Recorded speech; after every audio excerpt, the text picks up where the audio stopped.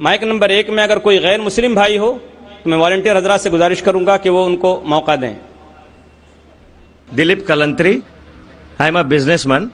मेरे काफ़ी Muslim friends थे, वो अक्सर कहते थे मुझे कि इस्लाम में ब्याज से धंधा मतलब पैसा लेके धंधा करना गलत है।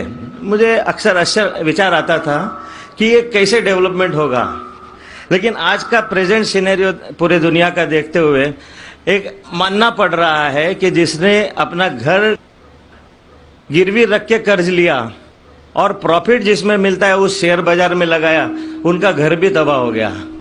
ये जो साइंस आज आपने बताया कि इस्लाम एक साइंस है, जैसे साइंस के ऊपर भी काम करता है, तो ये जो बात उन्होंने आज के 1400 साल पहले अगर कही होगी कि ब्याज लेना गलत है, हराम है, उसके पीछे इसकी क्या फिलॉसफी थी, ये मैं जानना चाहूंगा सर।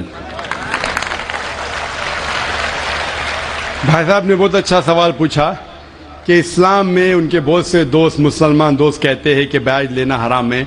वो ये नहीं जानते थे क्यों हराम है, लेकिन अभी पता चला कि जो दुनिया की हालत है इकोनॉमिक मेल्टडाउन में, वो जानना चाहते हैं क्यों ये हराम है। और कुरान मजीद में कम से कम 8 जगह लिखा है ब्याज के बारे में।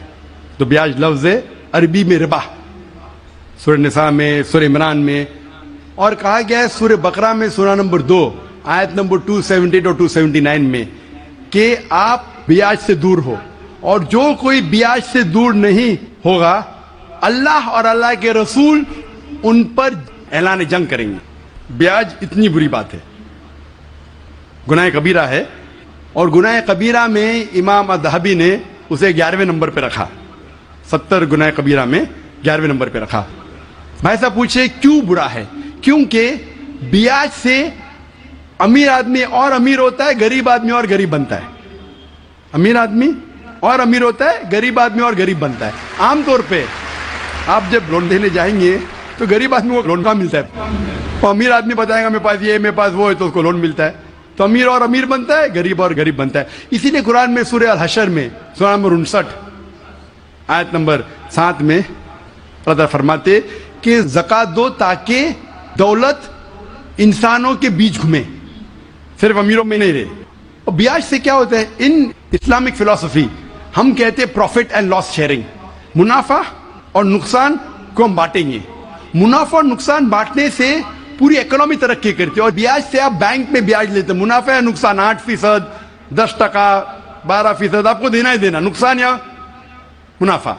लेकिन तो आप देखते शेयरिंग ऑफ द रिस्पॉन्सिबिलिटी, अगर नुकसान हुआ तो हम नुकसान शेयर करेंगे, प्रॉफिट हुआ प्रॉफिट शेयर करेंगे। ब्याज में क्या होता है? मिसाल के तौर पे बैंक में, मैं एक लंबी तकरीर दे चुका हूं इस पे, अभी वक्त नहीं है, सिर्फ ये बोलूंगा कि ब्याज में क्या होता है। मिसाल के तौर पे बैंक ए के पास सपोज 100 रुपया है, वो बैंक बी को 10 रुपया रख के 90 रुपया देती है बैंक बी को। बैंक बी उसमें से 9 रुपया रखता है, बाकी का 90% देता है बैंक सी को। बैंक सी 10% रखती, 90% देती डी को, डी देता ई को। तो लोग कहते हैं मार्केट में हजारों रुपये है कितने? 100 रुपया। तो आज की तहकीक कहते हैं मार्केट में फ्लोट हो रहा है $6 ट्रिलियन, है तो कुछ नहीं, बहुत कम फ्लोट हो रहा है $6 ट्रिलियन। एक जन बेचता है, सब लोग बेचने शुरू होते। लीमैन ब्रदर्स, कौन सोच सकता था कि लीमैन ब्रदर नंबर 1 बैठ जाएगा? उसके बाद सिटी ग्रुप, एक बेटा, सब बेचते गए पूरी दुनिया में एक के बाद एक। तो क्योंकि it doesn't improve the society. Islamic पे के अंदर जांच पड़ताल होती, किसको लोन देना किसको नहीं देना, प्रॉफिट एंड लॉस शेयरिंग है। सन 1980 में बैंक फंड करती थी गैम्बलिंग डेन को, शराब खाने को, कॉमन हो गया।